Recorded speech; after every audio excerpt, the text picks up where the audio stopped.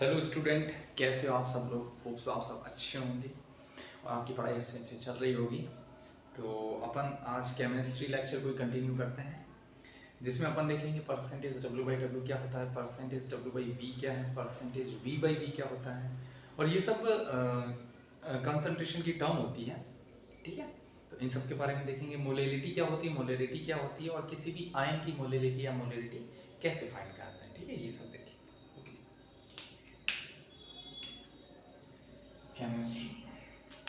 Chemistry को continue करते हैं। तो आज अपन सारे देखने वाले हैं कंसंट्रेशन टर्म।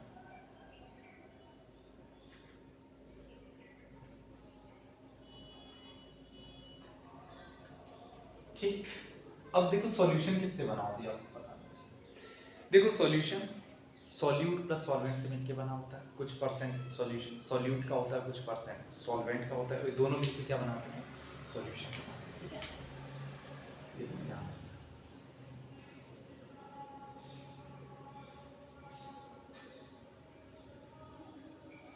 ये मिलकर क्या बनाते हैं बेटा, सॉल्यूशन। जिसको मिला रहे हैं वो होता है सॉल्यूट, और जिसके अंदर मिलाते हैं उसको क्या बोलते हैं, सॉल्वेंट। ये ध्यान रखना, ठीक है। जिस चीज को मिलाते हैं वो होता है सॉल्यूट, और जिसमें मिलाते हैं वो होता है सॉल्वेंट। दोनों मिलके क्या बनाते हैं बेटा, सॉल्यूशन। ठीक है, अब देखो सबसे पहले परसेंटेज डब्ल्यू बाई डब्ल्यू का मतलब क्या है। इस तरीके से अगर दिया गया है ना तो उसका मतलब क्या है, देखो इसका मतलब है कि ग्राम के अंदर किसको मिलाया गया है, ग्राम मिक्स्ड विद ग्राम। ठीक है, परसेंटेज डब्ल्यू बाई डब्ल्यू का मतलब ग्राम के अंदर ग्राम को मिलाएगा। मतलब सॉल्वेंट भी ग्राम फॉर्म वेट फॉर्म में है, और ये भी किस फॉर्म में है, ग्राम फॉर्म, मतलब सॉलिड फॉर्म में। ठीक है, दोनों किस फॉर्म में है, सॉलिड फॉर्म में। सॉल्वेंट भी सॉलिड है और अपना ये सॉल्यूट भी क्या है, सॉलिड है। जैसे देखो परसेंटेज डब्ल्यू बाई डब्ल्यू, या फिर 49% डब्ल्यू बाई डब्ल्यू H2SO4 ऐसे लिखा गया है। अब इसका मतलब क्या है, देखो इसका मतलब है 49 ग्राम H2SO4 प्रेजेंट है 100 ग्राम सॉल्यूशन के अंदर। ये चीज ध्यान रखना। इस लाइन का मतलब ये होता है 49% W/W H2SO4 का मतलब होता है कि 49 ग्राम H2SO4 प्रेजेंट है 100 ग्राम सॉल्यूशन के अंदर। ये बस इतनी सी लाइन का मतलब ये होता है, ठीक है। अब और कैसे लिख सकते हैं, परसेंटेज W/W का मतलब और देख लो, weight of solute upon weight of solution into 100। Percentage W/W का ऐसे भी लिख सकते हो, weight of solute upon weight of solution into 100। ये होता है परसेंटेज W/W। मतलब ये भी ग्राम में होगा सॉल्यूट भी, और अपना सॉल्यूशन भी किस में होगा, ग्राम में होगा। ठीक है, ये होता है परसेंटेज W/W। ठीक है,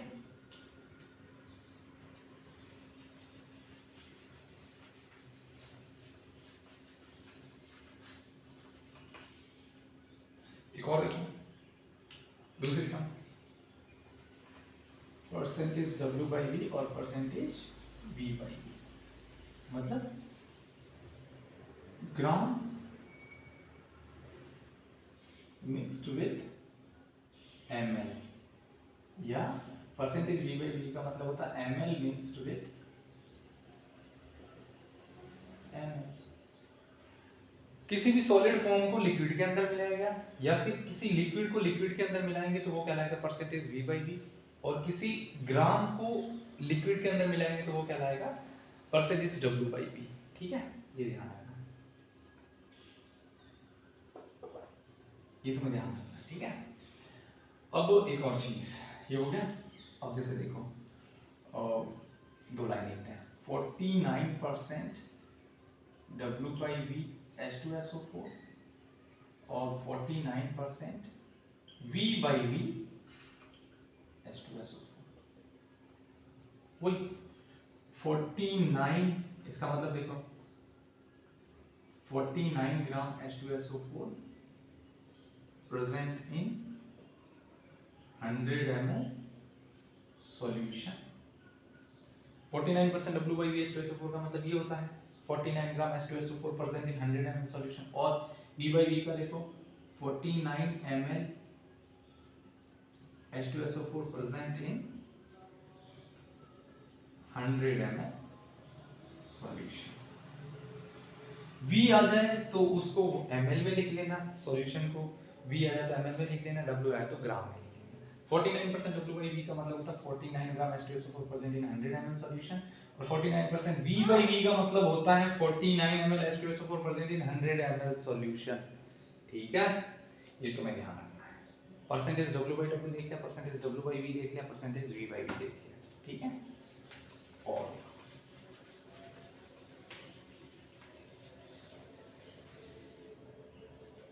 अब देखो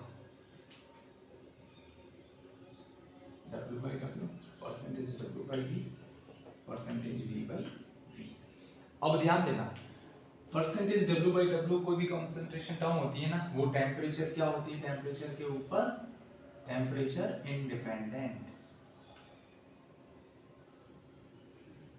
ये तुम्हें ध्यान रखना है, percentage W/W temperature independent term होती है, जबकि परसेंटेज W/V और परसेंटेज V/V ये दोनों टेम्परेचर डिपेंडेंट होती हैं। आप इस बात का अच्छे से ध्यान रखें, percentage W/W temperature independent term होती है, जबकि परसेंटेज W/V और percentage V/V temperature dependent term होती है। ध्यान रखना। अच्छा, उसमें देखो V नहीं आ रहा ना, इसलिए वो टेम्परेचर इंडिपेंडेंट, इसमें V आ रहा है इसलिए ये क्या है, टेम्परेचर डिपेंडेंट है। ठीक है, ये चीज ध्यान रखना, यूनिट में आया है कि कौन टेम्परेचर इंडिपेंडेंट होता है, कौन टेम्परेचर डिपेंडेंट होता है। ठीक है, जिसमें वॉल्यूम का टर्म आए वो टेम्परेचर डिपेंडेंट है, जिसमें वॉल्यूम का टर्म नहीं आए वो टेम्परेचर इंडिपेंडेंट है। ठीक है,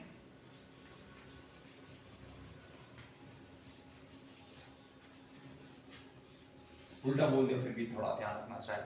परसेंटेज W/W जिसमें वॉल्यूम का टर्म नहीं आए वो टेम्परेचर डिपेंडेंट नहीं है, जिसमें वॉल्यूम का टर्म आए वो टेम्परेचर डिपेंडेंट। ठीक है, कोई भी कंसंट्रेशन। अब देखो, अब और क्या कोई सवाल या मोलरिटी क्यों करें।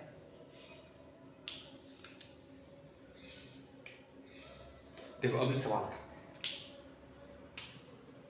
छोटा सा सवाल है, समझ लो। The weight of urea is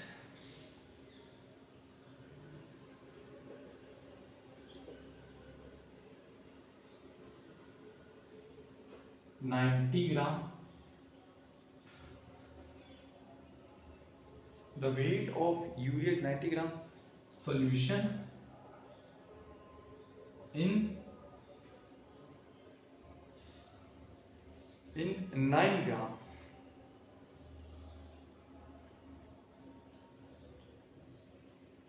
9 gram. Find percentage W/W। क्या फाइंड करना बेटे, परसेंटेज W/W फाइंड करना है। 90 ग्राम का सॉल्यूशन है और उसमें 9 ग्राम यूरिया दिया हुआ है, कितना, 9 ग्राम। देखो भाई, जो सवाल होता है ना, अगर वो सवाल समझ में आ जाए ना तो 50% तो वो वहीं सॉल्व हो जाता है। तुम्हें आधे बच्चों को तो यही समझ नहीं आता कि इसमें फाइंड क्या करना है और कैसे ये सब चीजें दी हुई किस किस की चीज है। ये 90 ग्राम यूरिया नहीं है बेटा, ये 90 ग्राम सॉल्यूशन है और 9 ग्राम इसमें क्या है, अपने यूरिया है। तो अगर तुम सवाल को समझ जाओगे ना तो 50% वो वहीं सॉल्व हो जाएगा। उसके बाद तो फॉर्मूला या कोई भी कॉन्सेप्ट लगा के आप सॉल्व कर सकते हो जो आपने पढ़ा हो। ठीक है, अब देखो परसेंटेज W/W निकालते कैसे। Wait of solute upon weight of solution into 100। देख मेरे भाई, वेट ऑफ सॉल्यूट क्या है, 9 ग्राम। यूरिया भी मिला रहे हैं ना, 9 ग्राम, ओके। और कितने में, 90 ग्राम में। ये हो गया सॉल्यूशन इनटू 100। 9 से 9 कटा कितना बचा, 10%। तो परसेंट W/W क्या है मेरे भाई, 10%। ऐसे निकालते हैं wait of solute upon weight of solution, और क्या आप इस तरीके से निकाल सकते हो। वही फॉर्मूला लगाया मेरे भाई, wait of solute upon weight of solution into 100। 9 upon फिर हमने वैल्यू रख ली और परसेंटेज W/W अपने को मिल गया 10%। ठीक है, सवाल को समझो, सवाल को जिस दिन समझने लग जाओगे ना तो 50% तुम्हारा सवाल वहीं सॉल्व हो जाएगा।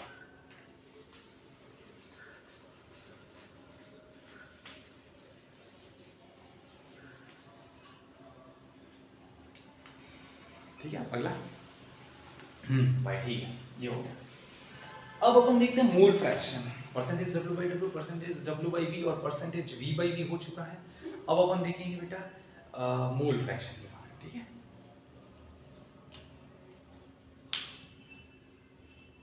मोल फ्रैक्शन क्या होता है?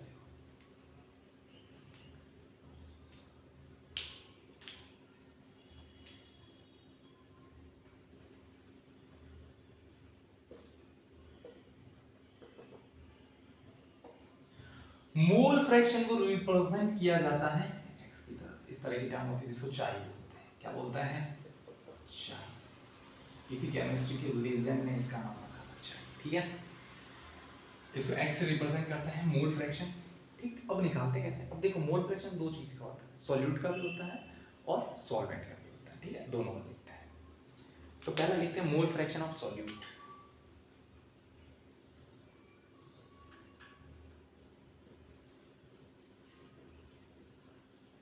इसको रिप्रेजेंट किया जाता है बेटा XA से। ठीक है, और मोल फ्रैक्शन ऑफ सॉल्वेंट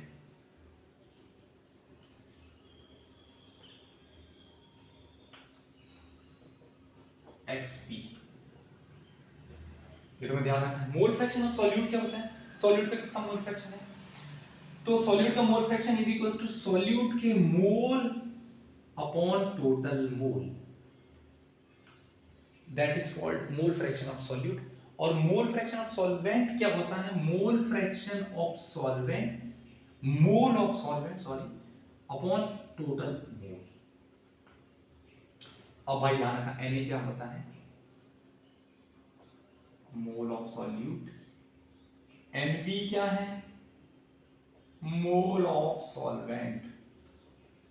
ठीक है, मोल तो निकाल ही सकते हो भाई, लास्ट वाले लेक्चर में करवाया था। मोल कैसे निकालते हैं? उसका wait upon molecular wait, number of atom या नंबर ऑफ मॉलिक्यूल दिया तो उसको एवोगैड्रो नंबर से डिवाइड कर दो, और अगर वॉल्यूम दिया है तो उसको 22.4 से डिवाइड कर दो तो आपको मोल मिल जाएंगे। ठीक है, सब दे रखा होता है, उससे आप मोल निकालो। और अगर तुम्हें मोल फ्रैक्शन सॉल्यूट के बोले तो सॉल्यूट के मोल ऊपर रखो अपॉन टोटल मोल। टोटल मोल में देखना, mole of solute plus mole of solvent, total mole लिखना है, मतलब मोल ऑफ सॉल्यूशन नीचे लिखना है। और यहाँ पर भी मोल ऑफ सॉल्यूशन मतलब total mole, solute plus solvent. ये टोटल मोल नीचे, ऊपर लिखना जिसका मोल फ्रैक्शन निकाला उसके पर्टिकुलर मोल लिखना। ठीक है, ये ध्यान रखना, ये होता है मोल फ्रैक्शन।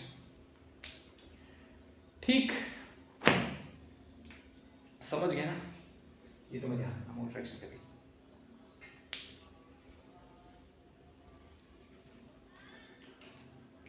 अब अपन मोलैलिटी, मोलैरिटी के बारे में पढ़ लेते हैं।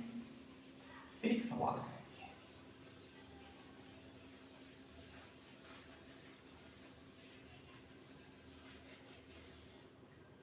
ठीक है? अब अपन पढ़ते हैं मोलैलिटी के बारे में। 3% W by W, W by V और V बाई V हो गया, मोल फ्रैक्शन हो गया 4, और 5 में पढ़ते हैं molality.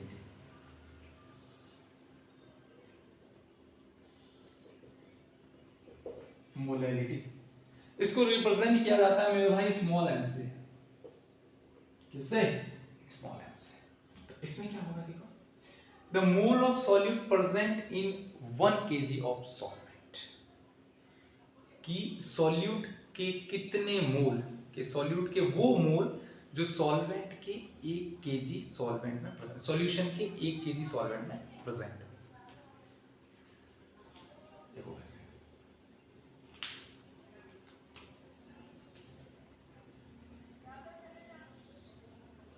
mole of solute, the mole of solute present in 1 kg of the solvent. Solvent के 1 kg, सॉल्वेंट के 1 kg के अंदर सॉल्यूट के कितने मोल प्रेजेंट है, वो क्या कहलाएगा बेटा? मोलैरिटी। ठीक है, ये क्या कहलाएगी? मोलैरिटी। अब इसका फॉर्मूला देखो, small m is equals to moles of solute upon weight of solvent in KG, ठीक है, wait of solvent in KG, ये होती है मोलैलिटी, ये तुम्हें ध्यान रखना है, ठीक है। अब देखो मेरे भाई, ए से किसको रिप्रेजेंट कर रहे हैं अपन, सॉल्यूट को, और बी से रिप्रेजेंट कर रहे हैं सॉल्वेंट को। ध्यान रखना किससे किसको रिप्रेजेंट कर रहे हैं, ये थोड़ा ध्यान रखना। ए से अपन सॉल्यूट को रिप्रेजेंट कर रहे हैं, बी से अपन सॉल्वेंट को रिप्रेजेंट कर रहे हैं, ठीक है। इस तरीके से ये अपना फॉर्मूला बना लेंगे मोलैरिटी का, ठीक।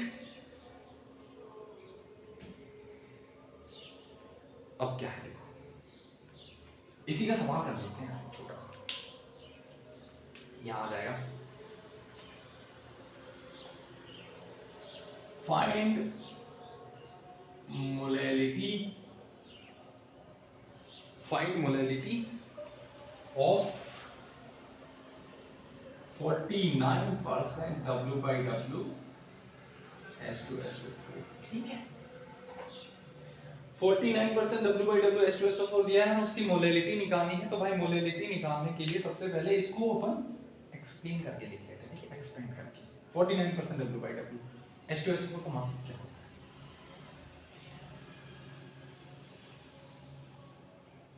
इसका मतलब 49 ग्राम H2SO4 प्रेजेंट इन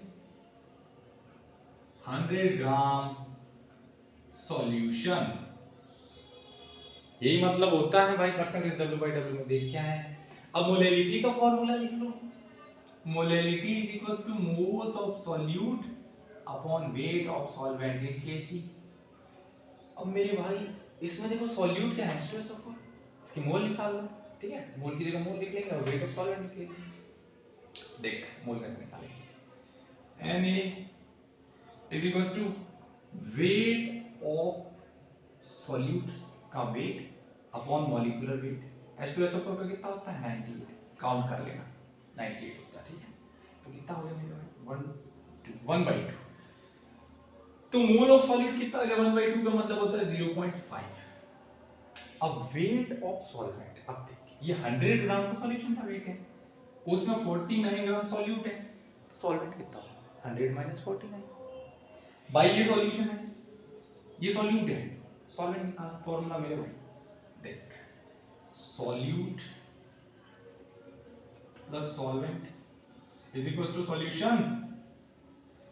अब सॉल्यूट कितना मेरे भाई, 49 प्लस सॉल्वेंट तो निकालना है, और ये 100 ग्राम, इसको इधर भेजो, सॉल्वेंट इज इक्वल टू 100 - 49, 51 ग्राम। तो सॉल्वेंट कितना है, 51 ग्राम, सॉरी 51 ग्राम, 51 ग्राम है, अपने को केजी में लेना क्या। अब देखो केजी में लेने के लिए क्या करूंगा, 51 ग्राम को 1000 से डिवाइड कर दूं, ये हो गया केजी।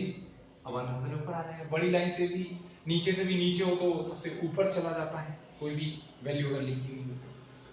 तब देखो अब इसको थोड़ा मिटा, जगह की बहुत कमी है,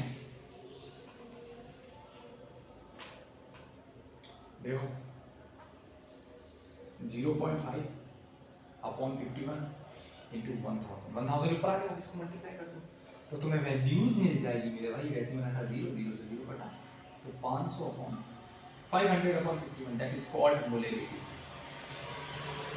क्या मिल गई मेरे भाई, मोलैलिटी मिल गई तुम्हें, ठीक है, ओके ठीक है भाई। सिंपल सा फॉर्मूला था, कुछ नहीं था, परसेंटेज W/W को मैंने एक्सपेंड करके लिखा और उसके बाद फॉर्मूला।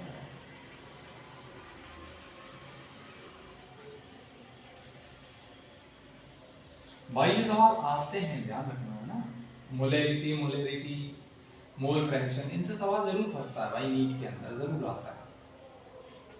मोल वाले चैप्टर से तो तुम यही मान लो, सवाल तो जरूर ही आएगा, लास्ट ईयर भी आया, लास्ट ईयर भी आया, उससे लास्ट ईयर भी आया, ठीक है। 6th टर्म लिखते हैं मेरे भाई, मोलैरिटी क्या है, मोलैरिटी 6th नंबर। अब मोलैरिटी क्या होती है, इसको कैपिटल M से रिप्रेजेंट करते हैं, किससे मेरे भाई, कैपिटल M से, ठीक है। अब इसमें लिखते हैं the number of moles of solute present in 1 litre of the solution, solution के अंदर, ठीक है। सॉल्वेंट के अंदर नहीं, सॉल्यूशन के अंदर the number of moles of solute present in 1 liter of the solution। मेरे भाई 1 लीटर सॉल्यूशन के अंदर सॉल्यूट के कितने मोल परसेंट है, that is called molarity. Formula लिखे हैं, इसको कैपिटल एम से रिप्रेजेंट किया जाता है और स्मॉल एम से मोलैरिटी को। Moles of solute present in volume of solution.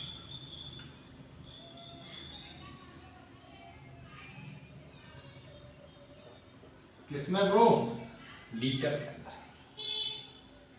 Volume of solution percent in litre, मतलब सॉल्यूशन का जो वॉल्यूम है ना वो लीटर में लेना, ठीक है। और मोल तो अपने को पता ही है कैसे निकालते, 3 फॉर्मूला फेवरेट, ठीक। ये होता है मोलैरिटी का फॉर्मूला। अब फॉर्मूला तो सर हो गया, अब एक सवाल करते हैं।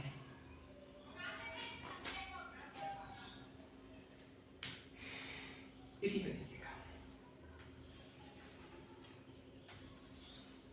ये लिख लेंगे आप, क्वेश्चन देखो, sorry, find molarity of 49% W/V H3PO4। इसकी मोलैरिटी निकालनी है तो मेरे भाई ये फिर से लाइन आ गई सर, इसको लिख लेंगे। और क्या, 49% W/V मतलब 49 ग्राम H3PO4 present in 100 ml solution. भाई देख लो V लिखा है, इसीलिए मैंने ml में लिख लिया, ठीक है। सॉल्यूशन के नाम ml 100 ml, W होता था 100 ग्राम लिख लेते। अब मोलैरिटी का फॉर्मूला लगाते हैं। Molarity is equal to number of moles of solute, 49 gram, mole निकाल लो मेरे भाई, Na इज इक्वल टू 49 ऊपर लिखा अपॉन H3PO4 का मॉलिक्यूलर वेट देख 64 और ये कितना हो गया 30 31 और ये हो गया 34 और 64 68 और 30 98। ठीक है मेरे भाई, 49 में 49 49 टू 98, 1/2 बाई वही मोल आ गया इसके लिए। Na upon volume of in litre, Na कितना बेटा 0.5। अब volume of solution in litre कितना दिया 100 ml, ml में है मेरे भाई तो 1000 से डिवाइड कर दो, 1000 आ जाएगा ऊपर, 0.5 into 1000 अपॉन 100। अब 2 जीरो से 2 जीरो उड़ गए तो 0.5 को 10 से मल्टीप्लाई कर दो तो 5 आएगा सर। ये हटा, ये आया 0, 0 0 उड़ा दो, कितना बचा 5। तो भाई मेरे इसकी मोलैरिटी क्या होगी 5, ठीक है। इजी सा सवाल, फॉर्मूला लगाओ, सवाल को समझो, फॉर्मूला लगाओ और सॉल्व कर दो। कैलकुलेशन अच्छी होनी चाहिए तुम्हारी, ठीक है।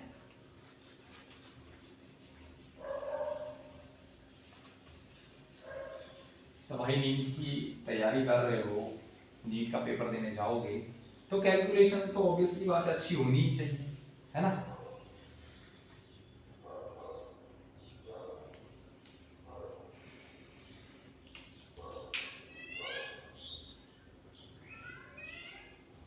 ठीक है, अब देखो डिफरेंट केसेस ऑफ मोलैरिटी, उसको करते हैं थोड़ा।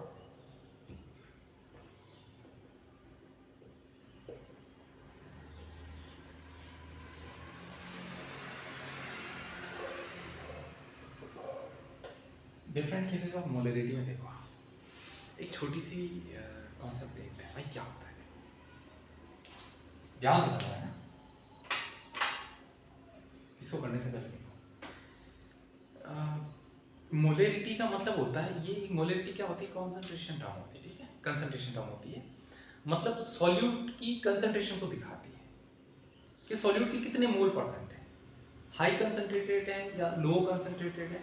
तो उस चीज को मोलरिटी से अपन डिफाइन करते हैं। जिसकी मोलरिटी ज्यादा, इसका मतलब कि उसके अंदर सॉल्यूट के मोल ज्यादा परसेंट है, और जिसकी मोलरिटी कम, उसका मतलब उसके अंदर सॉल्यूट के मोल्स कम परसेंट है। ठीक है, तो अब उस मोलरिटी को चेंज कैसे कर सकते हैं कि उसके अंदर अगर अपन सॉल्वेंट मिला लें, क्या मिला लें, सॉल्वेंट मिला लें, तो उसकी मोलरिटी क्या हो जाएगी, कम हो जाएगी। मोलरिटी क्या हो जाएगी, कम हो जाएगी। अपन उसमें क्या मिला रहे हैं, सॉल्वेंट मिला रहे हैं। देखो कैसे, ये बर्तन है कोई, इसके अंदर एक सॉल्यूशन बना हुआ है। इस सॉल्यूशन की जो मोलरिटी है ना बेटे, वो क्या है, कैपिटल एम, और इसका वॉल्यूम क्या है, V1 है। भरा हुआ था। अपन ने क्या करा, इसके अंदर ना वाटर को मिलाया, पानी को, सॉल्वेंट को मिलाया। सॉल्यूट मिलाओगे तो अलग चीज है ना। क्या मिलाया अपन ने, वाटर मिलाया एज ए सॉल्वेंट, पानी मिला दिया। अब इसका वॉल्यूम क्या होगा मेरे भाई, इंक्रीज होगा। पानी मिलाया तो वॉल्यूम इंक्रीज होगा।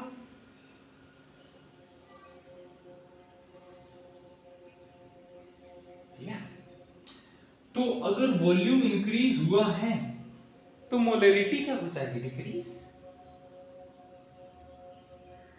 ये तुम्हें ध्यान रखना है। वॉल्यूम अगर इंक्रीज करोगे ना तो मोलरिटी क्या हो जाएगी मेरे भाई, डिक्रीज हो जाएगी।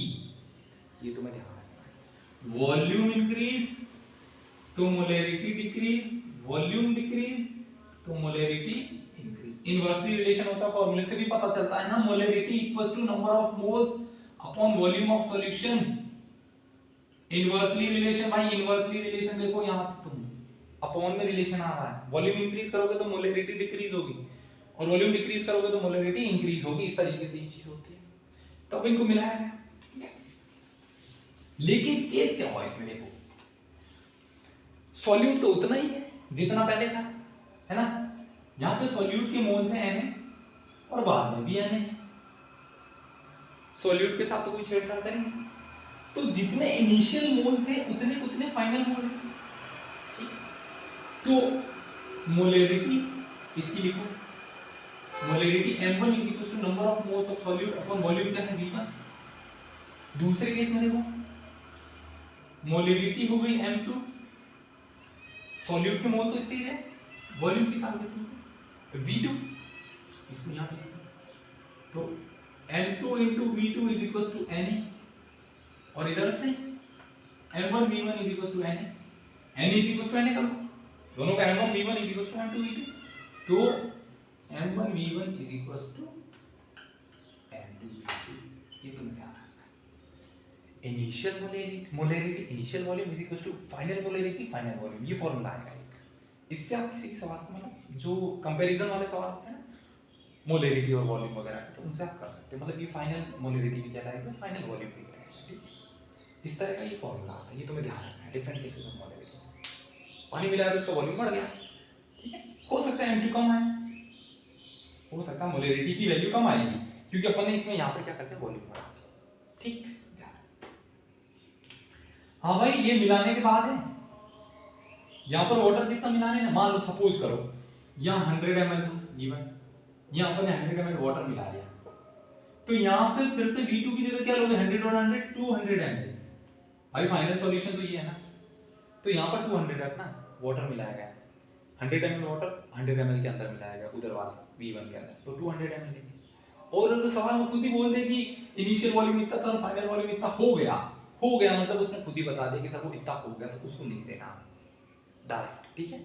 और ऐसा बोल दे कि इतने ml 100 ml या 200 ml XYZ ml वाटर को मिलाएगा, तो उसको पहले वाले वॉल्यूम के साथ ऐड करके लिखना है यहाँ पर, ठीक है, क्योंकि वही फाइनल सॉल्यूशन होगा। ये ध्यान रखना।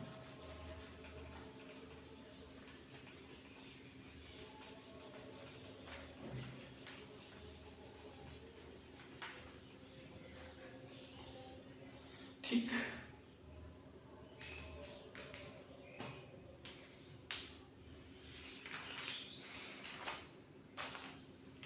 अब अपन मोलरिटी ऑफ आयंस जो है वो नेक्स्ट लेक्चर में करते हैं, ठीक है। और उसके बाद थोड़े से सवाल भी करेंगे 5-7 मोलरिटी मोल फ्रैक्शन वगैरह के, ठीक है।